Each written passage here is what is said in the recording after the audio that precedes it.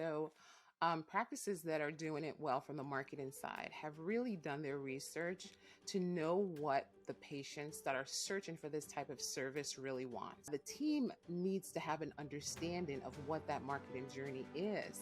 And if the team members understand that journey, then they're able to, once that patient shows up, whether it's through an email, text messages, phone call, or showing up at your office asking for information, they then have an understanding of what it is that this patient saw about our practice, and they can pick up from there.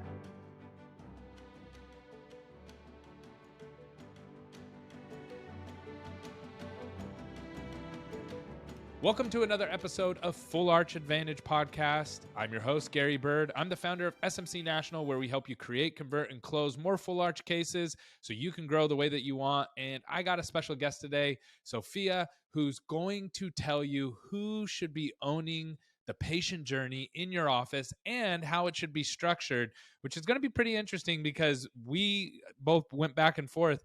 And I know most offices, 99% of offices, are not doing this correctly. And if you get this one thing right, it will help with all of your practices across the board and get to where you want to go. Also, Sophia shares some way top shelf wisdom at the end of the show where she explains what we all have to do to be on the same page to make sure that we have the success that we want. Stay tuned for this one. All right, Sophia, so why don't you tell me what you're seeing right now with these full arch offices, whether it's a GP office that's adding full arch or a surgical center that's only doing full arch. What are you seeing that's really impacting growth across the board? Sure, absolutely. One of the major things that I see that's impacting growth in a lot of implant arch offices is really having a robust marketing and also having an entire patient journey along with patient experience that's pretty much going to mirror that marketing. And so a lot of practices that are doing very well has mapped that out very step by step with a team, and having a coach along the way to make sure that they're helping the team along in case there's any bumps in the road. So that's pretty much what I see that's working well for a lot of offices with successful implant arch programs. Yeah, you know what? Because that's a really good point. Because a lot of times when I'm talking with offices, they kind of think like, okay, we got our office, and our office kind of begins at the phones, kind of. Maybe when the patient shows up, some doctors think that's when the journey begins. And then they kind of think of marketing as this like separate thing that you're like buying, almost like someone who cleans your offices or someone who, maybe paints the building. It's like this separate thing, the separate service that you buy. But in reality, it's the first step in the patient journey. Yeah. And if you're not aligned on it, it's going to be really hard to be successful. So let's kind of work through, if you're okay with that, let's work through that patient journey. So what are you seeing on the marketing side and then working into the office that you see that's causing success, that's making it all work together really well? Yeah, sure. So, practices that are doing it well from the marketing side have really done their research to know what the patients that are searching for this type of service really wants. And so they know what their competitors are doing. They know what the pain points are for the patients. And that type of information is built into the type of marketing to kind of start the process of the emotional connection to the practice prior to the patient's arrival.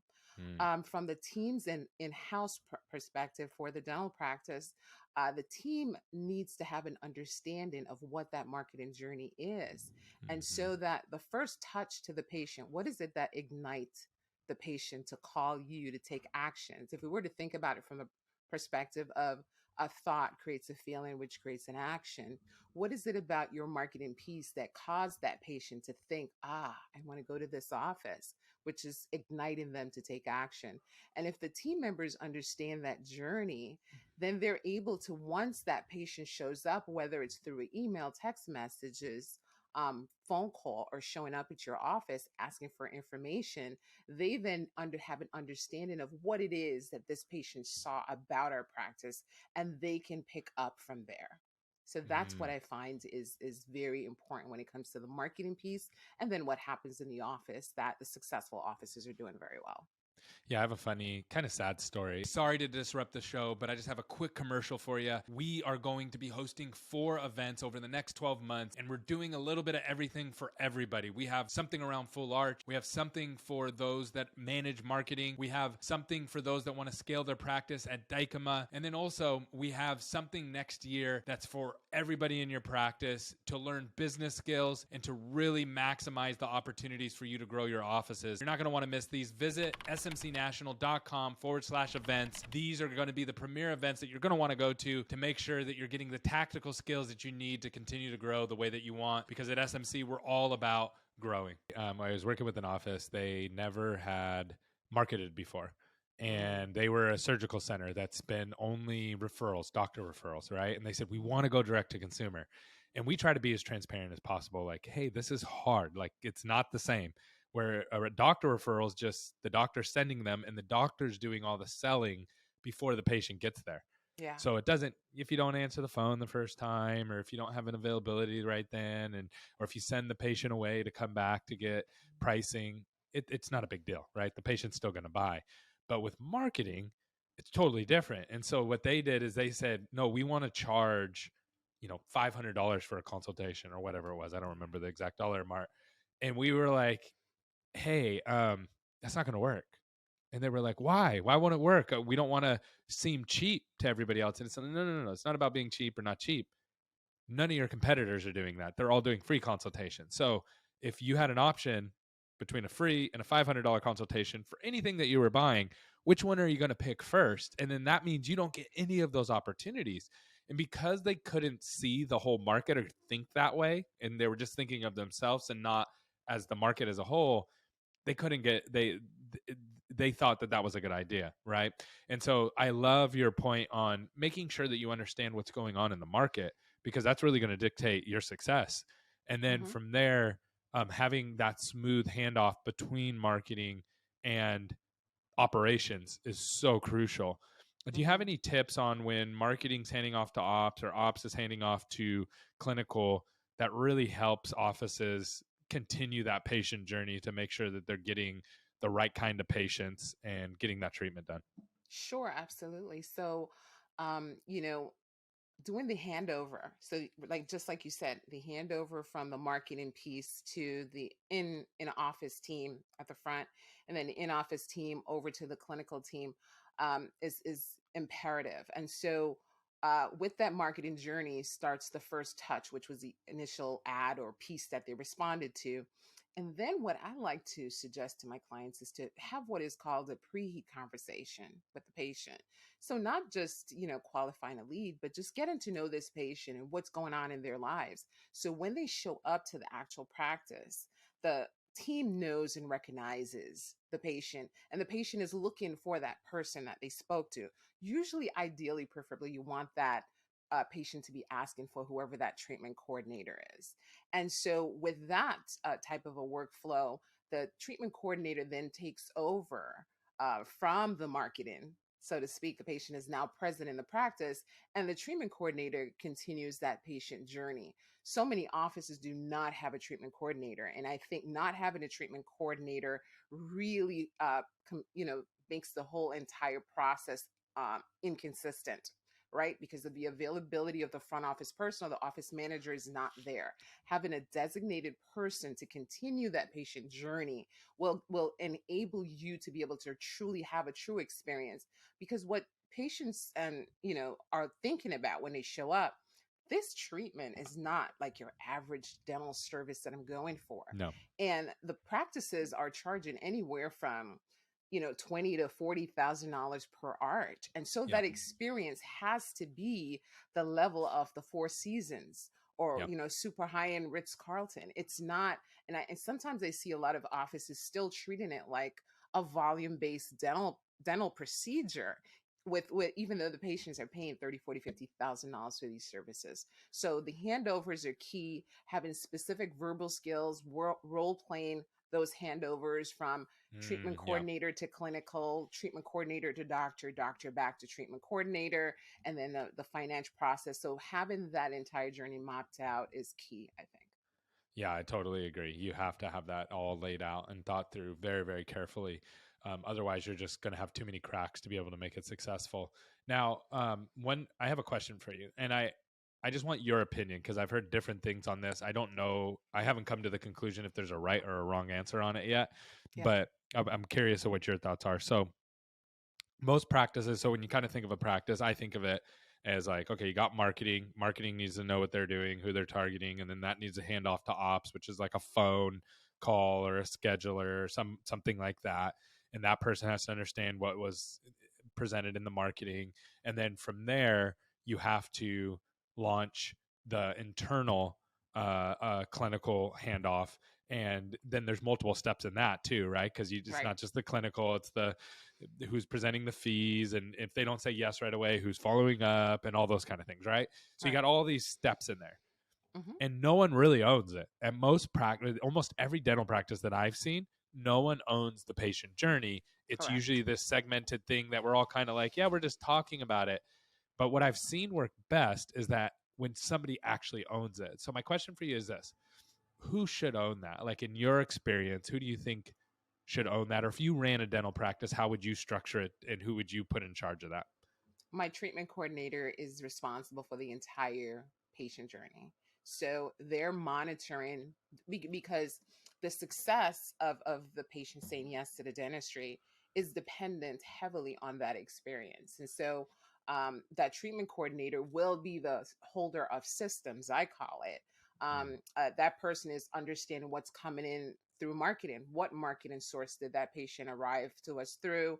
What was that patient touches? How many touches did that patient had mm, from marketing in any way, or touches from the practice before actually meeting that treatment coordinator?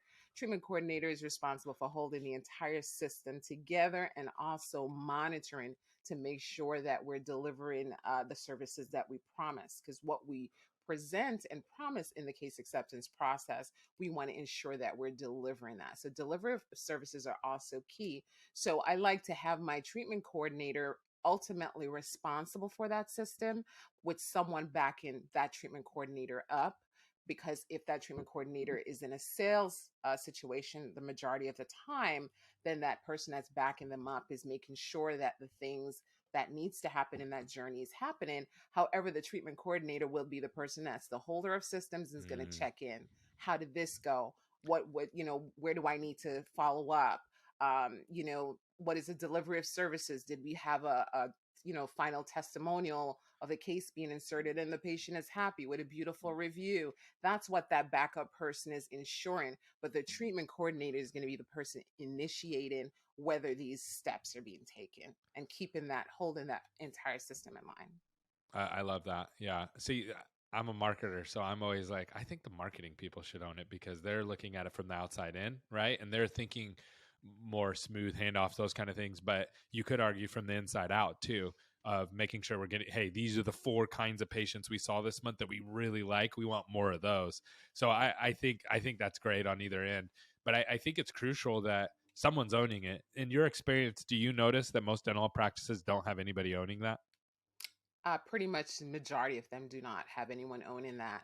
And the marketing company. So what I like to see is a liaison between someone in the practice and someone from the marketing company. So where that handover happens, because once that patient arrives, the patient is now in the zone of what's happening here in the experience. And to be quite honest, my philosophy in terms of a case being closed is actually case paid in money in the bank. And so it's like a relay, and a lot of people fail to realize this. It doesn't matter how well the first 3 legs of the relay is, if the last person drops that baton, we Yeah. don't win the case. Yep. It's the same thing. We won't win that race. It's the same thing with dentistry. Doctor could have done a superb case accept presentation of needs. Team could have done an amazing steps of over the phone connecting and creating why we're the best practice for implant arches. The marketing and branding could have been on point, but if that treatment coordinator could not connect with that patient, was not able to follow through with all of the steps, we do not close that case. And so it's important that that person that basically is winning the race for the entire team be ultimately responsible for that journey. I love that. That's so good. Okay, so let's pretend that you're in a stadium and you got all the full arch offices there. So you got surgical centers that are there. You have the doctors who don't do any marketing. They're surgical centers, but they don't do any marketing and they only get referrals. And you have the GP offices now that are starting to want to jump into this full arch game. What would be your one message to all of them to make sure that they're successful? Like, what's the overarching theme that, hey guys, pay attention to this because this is what's going to bring impact to your offices? So I believe that if we can get the message across that we are changing the lives of the patients, but not just, in a cheesy way. When you really look at it, the information we present to the patient, the relationship we develop with those patients, the decisions they make now will determine their quality of life for the next 6 to 10 to 15 years. Every day the baby boomer population becomes senior citizens, there's about 10,000 Yeah. senior citizens that become eligible for retirement every day for the next 10 to 15 years. Wow. This population, they want their quality of life. They want to be able to date. They want to be able to, socialize with friends. They want to Yep. travel. They're moving into senior They also have money to do all of it too. They're Exactly. one of the richest generations ever because they have all the Populations assets plus they save ever. money. Yeah. Exactly. So if you can drive that message in, the decisions you make now about your dental health will determine your quality of life or have a major impact on your quality of life 5, 10 to 15 years from now. That's pretty much what we're doing. And so if you can make sure that your front office team, your treatment coordinator, your associates, your surgeons, and your marketing people are all on the same page where that is concerned, then you will be able to intuitively get people to do and follow through with the systems that you implement. That was solid. That was really, really good advice. I love the way you pieced that all together, even to the emerging market that we're experiencing right now. So awesome job on that. If someone wants to reach out to you, Sophia, and pick your brain about how they could either work with you or maybe if there's opportunities for them to grow and you can help them, what's the best way to connect with you? Sure, absolutely. They can text me, Navigator, at 347 557. No, let me do that again. That's okay. Go ahead. Sophia at thepracticenavigator.com, or you can text me, Navigator, at 347 577 9102, or you can email me at Sophia at thepracticenavigator.com.